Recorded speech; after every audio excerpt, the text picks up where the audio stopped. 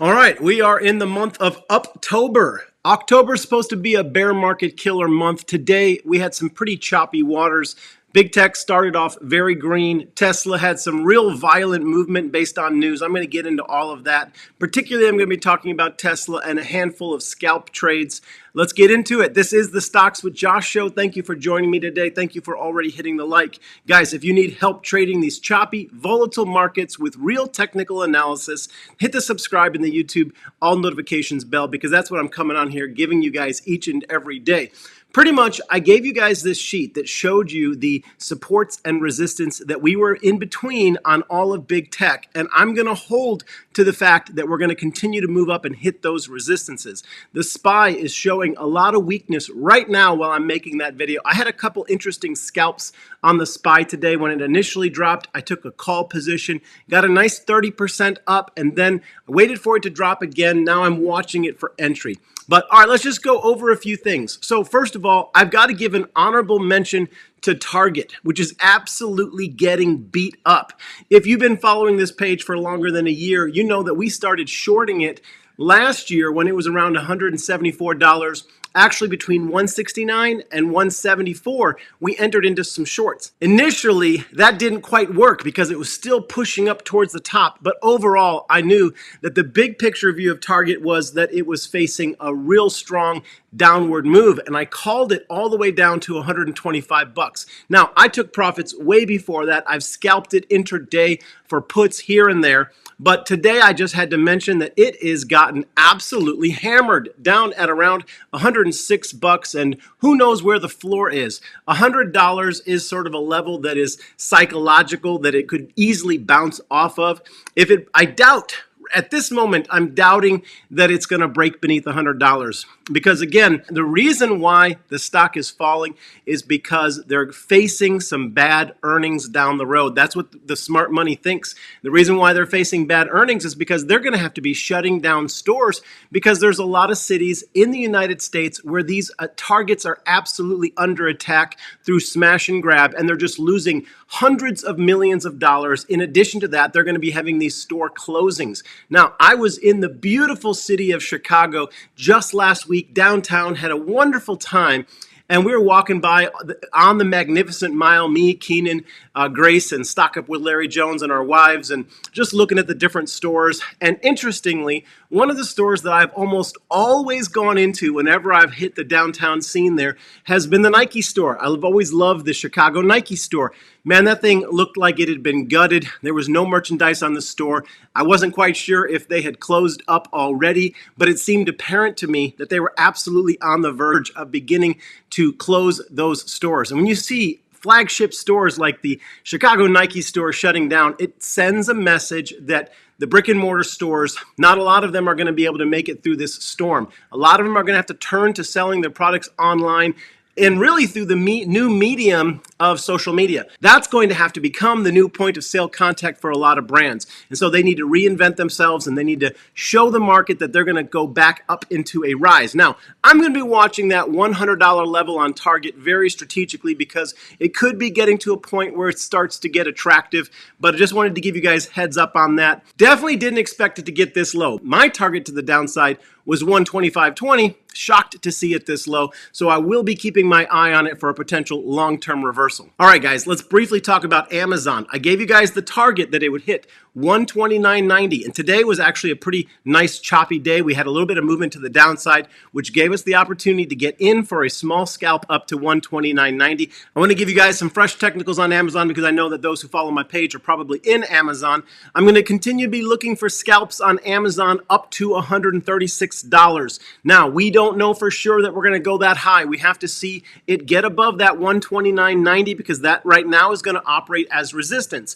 But we'll pull back, and I think we'll pull back to 126.80, and that's where I will take another shot at entering some up calls for a move on Amazon. Ultimately, I want to see it get up to 136. That's where I think it wants to go. Okay, and then I want to just cover the SPY. Now, again, I've been trading the SPY intraday with scalps, as I mentioned, and here's what I want to point out to you guys. we're watching for a break of the 200 EMA. We're going to be looking for puts all the way down to 418. Or if we get a bounce off of this level, then we can see this as a great entry for calls back up to at least 433. Now, I want to be super clear with you guys. The SPY has not told us where it wants to go. Now, I'm watching specifically today the 425.80 level.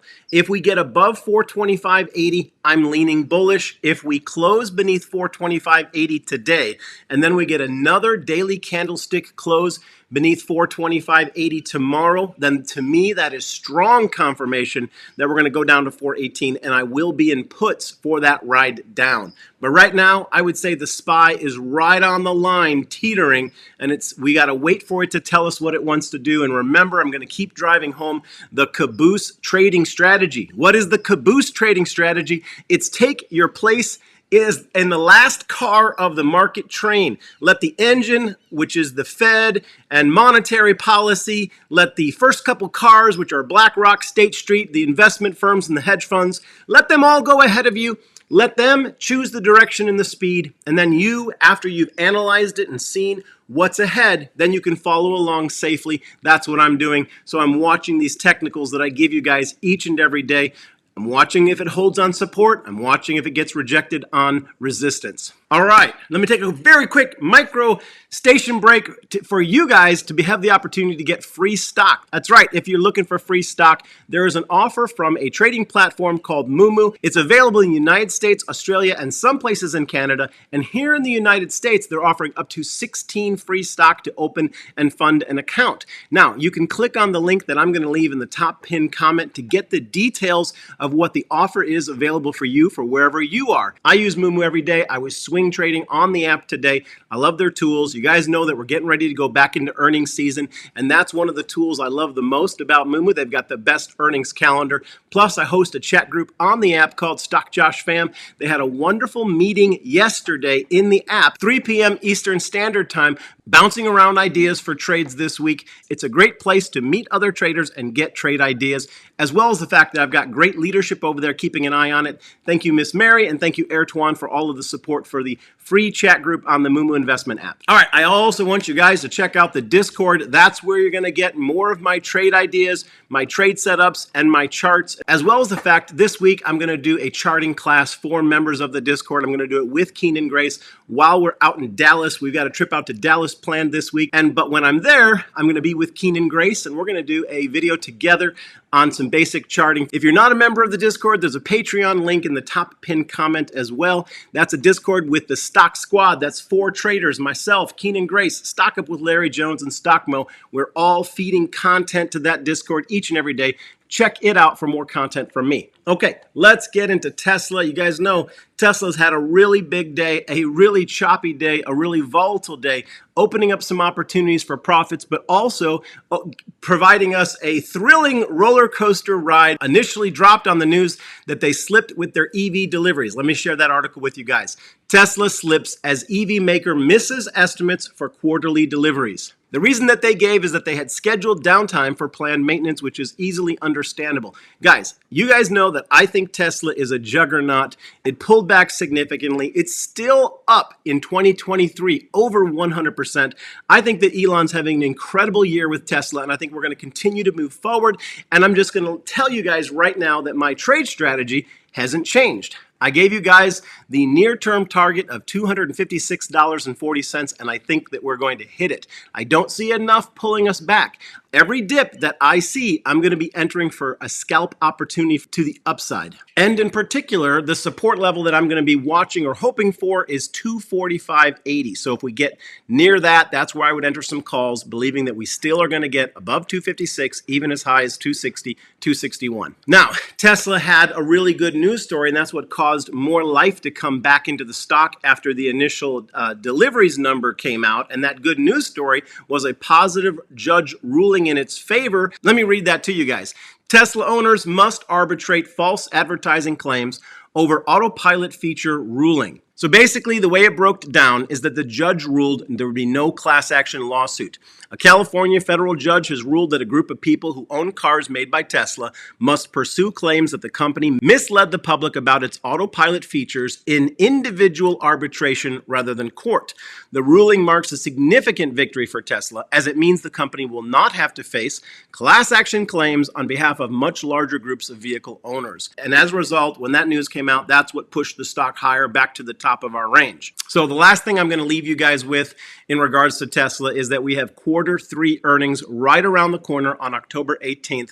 And I think that it's likely that we're going to go up and test the top of the range. And then it's going to sort of be by the rumor of Elon and Tesla's success, potentially sell the news if they don't come through. Now, if they do come through, I absolutely think that this thing can get back above 300 and even as high as 315, but that's too far down the road to trade right now. Right now, my target is 261, and I'm hoping that it pulls back so I can reload, because this thing has got tons of volatility in it, and it's going to continue to have it throughout the week with the different news data reports that are going to come out with the JOLTS report, as well as anything else the market gives us. There's going to be buying opportunities, so don't FOMO in. Wait for a pullback, but I do think that we're moving still to the upside on Tesla. All right, my very next video is going to be about Bitcoin and the miners, and I'll just give you a sneak peek. If you can remember my last Bitcoin call, it turned out to be, guess what?